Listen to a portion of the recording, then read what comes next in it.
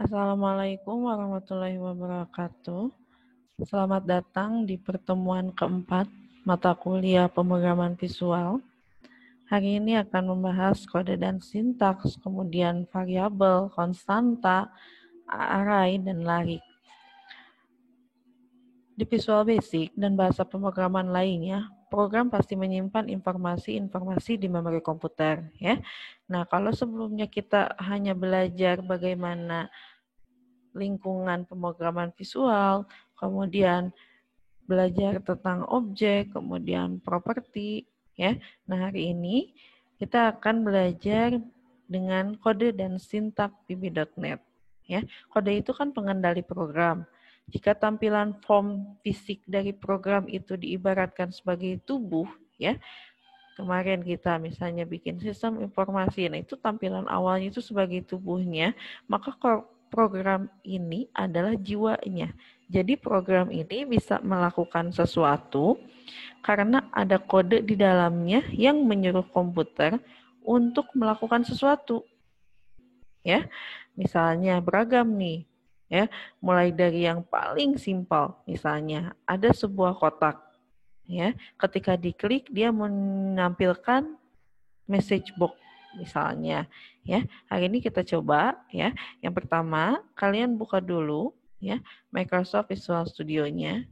Kemudian bikin project baru, ya, create new project. Nah, pastikan kalian memilih Visual Basic, kemudian Windows Form Application, ya. Kemudian jangan lupa ini, pastikan kalian menyimpannya di tempat yang kalian ingat, ya, yang kalian tahu. Contohnya kalau ibu di sini, ya, contohnya. Kemudian membuat folder dulu misalnya. Praktek Profis Siti Husnul Bagia. Kemudian di sini bikin lagi folder. Ini kan praktek pertemuan keempat. Oke. Nah, praktek pertemuan keempat. Di sininya tambahin nama boleh.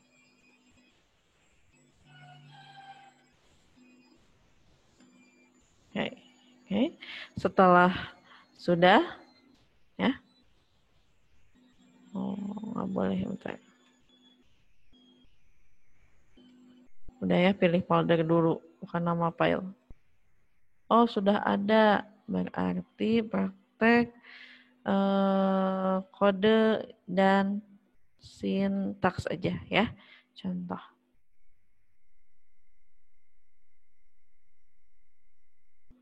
Bentar. Salah.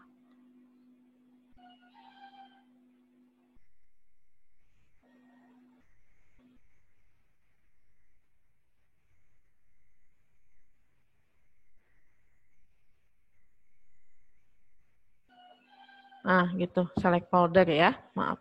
Nah, kemudian namanya di sini baru praktek kode dan sintaks. Oke. Silakan ininya pilih frameworknya ya. Ibu pilih yang 4.5. Kemudian kalian klik OK. Ya. Kita tunggu beberapa saat. Nah, ini adalah tampilan utama ketika kita membuat sebuah proyek baru. Oke, terlihat di sini ada form 1, di sini ada toolbox, kemudian di sini ada solution explore. Oh, solution explore. Nama proyeknya praktek kode dan sintaks. Di dalamnya ada satu form, ya, namanya masih form 1. Ini adalah properti daripada form 1. Oke, sekarang kita bikin. Kita misalnya mau bikin satu tombol, ya, satu tombol. Tombol itu berarti objeknya apa? Button, ya, misalnya sini, ya. Oke. Sebelumnya kita akan merubah terlebih dulu properti dari objek button ini. Ya, kita merubah namanya. Ya, yang ini button 1, kita akan rubah menjadi klik aku contohnya ya. Berarti nih di sini properti teksnya kita rubah menjadi klik aku. Klik lagi di formnya, otomatis sudah berubah. Ada properti lain misalnya fontnya ya. Misalnya size-nya mau jadi 12. Kemudian bold-nya yang tadi false mau jadiin jadi true. Oke. Nah, seperti ini. Ini contohnya. Klik aku. Ya. Tombol diklik 2 kali untuk menampilkan jendela kode berkaitan dengan program. Nah, ini kan visualnya nih. Lalu di mana nih tempat membuat kodenya? Ya.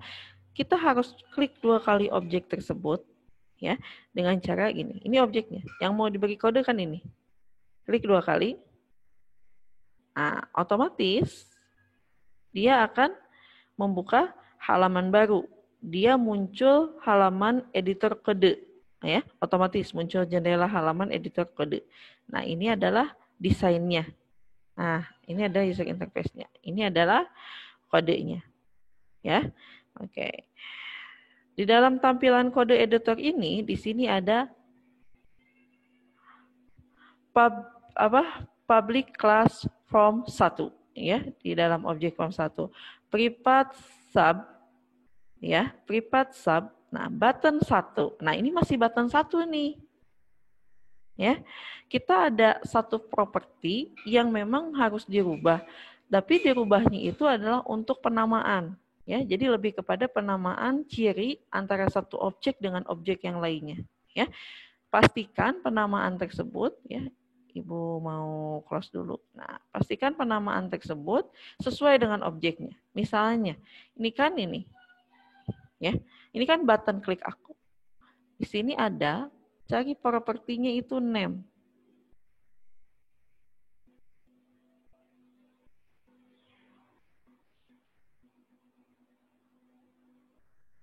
Nah, ini property name-nya ya. Ini masih button 1. Ibu mau ya supaya Ibu ingat terhadap objek tersebut dan penamaan objek tersebut ketika kita manggil di kode. Jadi Ibu kasih nama button, oke. Klik aku. Ada beberapa syarat. 1, nggak boleh pakai spasi. 2, nggak boleh pakai penamaan yang dimengerti oleh PB. Artinya misalnya string, ya, kemudian array, tipe data, dan yang lainnya. Pokoknya nggak boleh yang dikenal. Jadi pastikan bahwa penamaan objek name ini adalah sesuai dengan objeknya aja supaya kalian ingat. Jadi bedanya kalau tadi pas diklik aku itu, diklik 2 kali itu, ya. Bentar.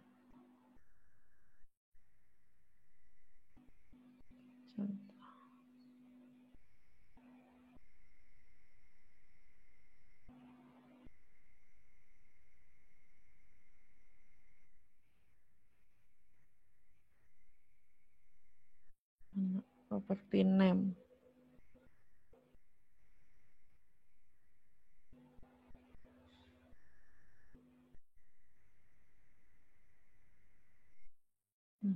Button klik aku, tapi pas diklik bentar.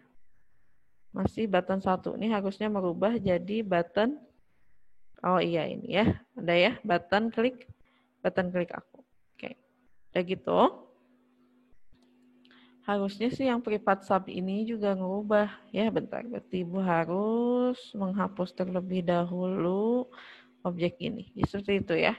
Contoh lagi bentar. Ini. Kemudian Ibu rubah klik aku ya. Ibu nggak akan rubah dulu yang lainnya. Ibu mau rubah dulu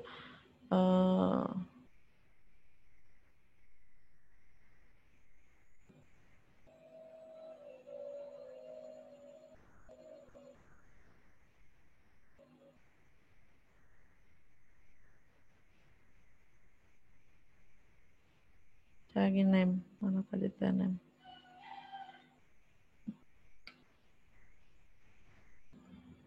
Oke. Baru kita rubah fontnya.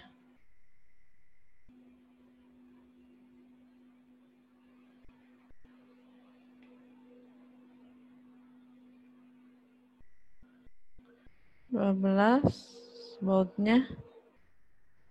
Oke. Kemudian kita klik 2 kali. Nah, jadi rubah ya. Jadi button klik aku. Oke.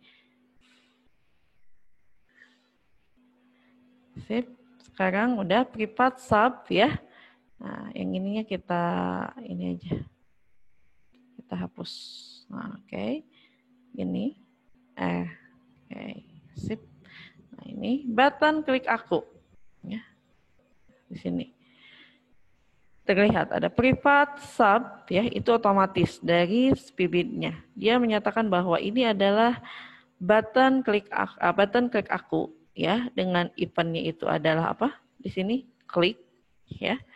Kemudian handles-nya itu apa? Button klik aku .klik. Ini penamaannya otomatis ketika kalian sudah memilih objek, kemudian dirubah property name-nya sesuai dengan kebutuhan ya. Kemudian diklik 2 kali. Nah, lihat nih di tengah kode tersebut ya, di sini ada terdapat baris kosong ya. Dan baris itulah tempat kalian meletakkan kode ya. Adapun kode di atas yang diawali privat sub kemudian diakhiri dengan end sub ini adalah fungsi. Jadi si fungsi ini adalah yang menjadi rumahnya dari kode ya. Sekarang misalnya nih kita akan memasukkan kode untuk membuat message box. Jadi ketika tadi tombolnya diklik muncul message box ya. Ketika apa? Nah, sekarang kita coba tulisnya di sini ya. Jadi kalau misalnya mau ada penulisan komentar atau misalnya catatan tentang kode, jadi barisnya itu kutip 1. Oke. Kutip 1 ya. Ini komentar. Oke, kasih tahu ya. Ini komentar, bikin lagi. Komentar itu, ya ini catatan aja, supaya kalian nggak lupa. Diawali, oke, oleh tanda petik 1. Oke. Terus ada lagi. Semua di dalam komentar tidak diproses. Artinya cuma muncul saja. Ya. Oke. Semua di dalam komentar tidak. Nah, nanti ketika kalian ketika kalian menulis kode di sini ya, nanti akan muncul namanya fasilitas autocomplete. Ya, autocomplete itu apa? Jadi kalau kita menulisnya benar nanti muncul deretan-deretannya ya. Atau misalnya fasilitas autocomplete ini disebut dengan intelligent. Jadi fungsinya untuk membuat program menjadi gampang dan menghindari salah ketik dari programmer. Nah, contoh kecil aja. Tadi kan kita bikin objek nih. Objeknya itu button, dikasih nama button klik aku. Kita mau ngasih ngasih event ya, atau misalnya ngasih fungsi di dalam metode ya, misalnya di dalam button klik aku. Nah, ini kalau kita baru nulis BTN saja, kalau misalnya ada si button BTN tersebut ya, di kode program kita, artinya sudah didefinisikan terlebih dahulu, dia akan muncul ya, akan muncul. Nih nanti sering kali gini, kalau ibu misalnya ngasih contoh nih kayak gini, button klik aku. Nah kalian tuh sering kali gini diikutin gitu, button misalnya gini, ditulis manual gitu ya, tapi nggak ada nih, misalnya ibu nulisnya button doang, misalnya button ya, misalnya button 1 contohnya. Ini nggak ada kan, nggak muncul si autocomplete-nya. Tapi karena di layar ibu nulisnya button 1, ya, kalian tulis button 1, lalu enter. Ini nggak boleh. Ya, pastikan nih tujuannya apa. Oke, ya. Contohnya nih, untuk membuat kotak message box itu, ya, kodenya ya. Nah, ini baru mulai tulis MS doang, udah muncul nih, ya. Message box-nya. Nah, ini adalah fasilitas si autocomplete yang memudahkan pengetikan program, ya. Nah, sekarang kalian tulis, lanjutkan, ya. Setelah klik message box ini, kemudian diklik. Nah, nanti kan udah muncul. Nah, titik apa namanya dalam kurung sama tutup kurung. Lalu kalian tulis saya gini, kasih titik 2, akhirnya udah ada langsung 2 kali, kalian ketik di atasnya ya. Oke. Message misalnya, selamat datang di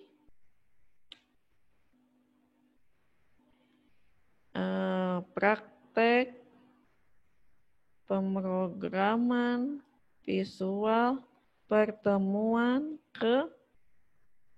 keempat. Oke. Setelah gitu, setelah itu koma ya. Koma. Oke. Message box, kita mau pilih message box style information. Message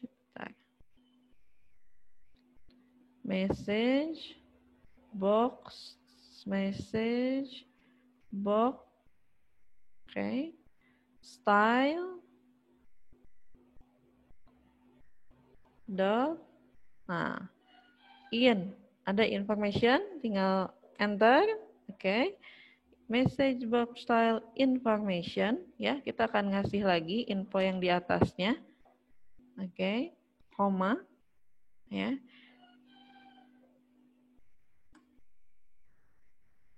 Tanda kutip lagi, 2. Nah, langsung ada merah gitu ya, udah ada apa namanya, awal dan akhir. Kasih nama aja deh. Halo, misalnya gini, saya Siti Husnul Bariah. Contohnya ya. Oke. Lihat ya sini. Ini adalah apa namanya? Eventnya ya, yang Ibu tadi sudah bilang. Event itu drag and drop, ada klik dan sebagainya. Oke. Siti Husnul Bariah. Sudah selesai, udah pastikan ini ada tutupnya ya. Udah pastikan ditutup. Kemudian ini ada end sub-nya. Oke. Kemudian ini ada end class-nya ya, public class dari form 1. Kemudian setelah ditulis, simpan dengan menekan Ctrl S. Ya. Ini akan menyimpan kode Anda. Ya, jadi ini kodenya. Ya. Ini adalah tampilan desain ya. Antar mukanya, ini adalah tampilan kode dan sintaknya. Sekarang kita akan mencoba menjalankan ya program yang sudah tadi kita buat ya dengan cara mengklik tombol debug atau F5 atau misalnya yang start ini ya. Kita klik. Ini masih proses ya, masih proses. Nah, muncul ini adalah aplikasinya udah jadi ini. Ya, maka langsung muncul nih kotak yang ini, kotak pesan yang ini tadi. Ya. Nah, muncul ya. Kita coba klik ya. Coba hasil dari pembuatan message board yang dibuat menggunakan kode tadi ya. Klik. Nah, ini adalah information-nya. Halo, saya Siti Husnul Bariah. Selamat datang di praktek pemrograman visual pertemuan ke-4. Nah, ini udah selesai ya. Kita baru mengenal bagaimana cara memasukkan kode di dalam pemrograman visual, di dalam objek pemrograman Visual Basic gitu ya, VB.NET. Oke, ini dulu muncul, klik OK. Nah, pastikan nih kalau kita mau kembali lagi ke project kita, ke solution explore kita, ya, kita harus klik dulu stop, ya. Kadang-kadang gini, wah ini error nih, langsung benerin. Ibu, ini kok saya nggak bisa dibenerin? Ibu, kok udah saya dibenerin tapi kok tetap error? Ya iya, ini kan masih di dalam area debug tadi, ya. Area mau melihat hasilnya. Nah, kita kalau mau kembali lagi ke belakang layarnya, kita harus klik dulu ini stop. Ya, baru kita bisa rubah-rubah lagi, bisa tambah-tambahin lagi. Misalnya contoh aja ya, tambahin lagi objek baru, contoh nih. Oke, kita start lagi, baru dia akan berubah.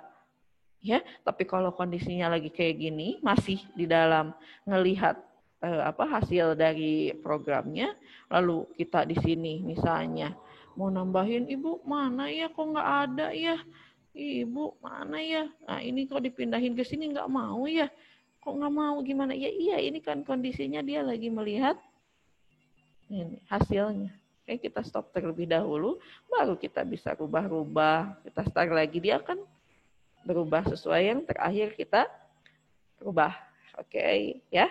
Sekian materi hari ini, ya.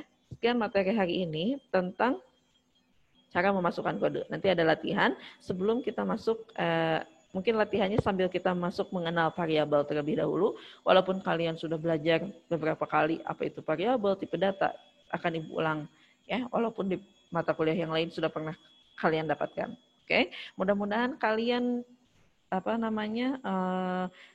dapat memahami apa yang sudah ibu jelaskan sekarang ya tentang memasukkan kode di dalam pisbi.net.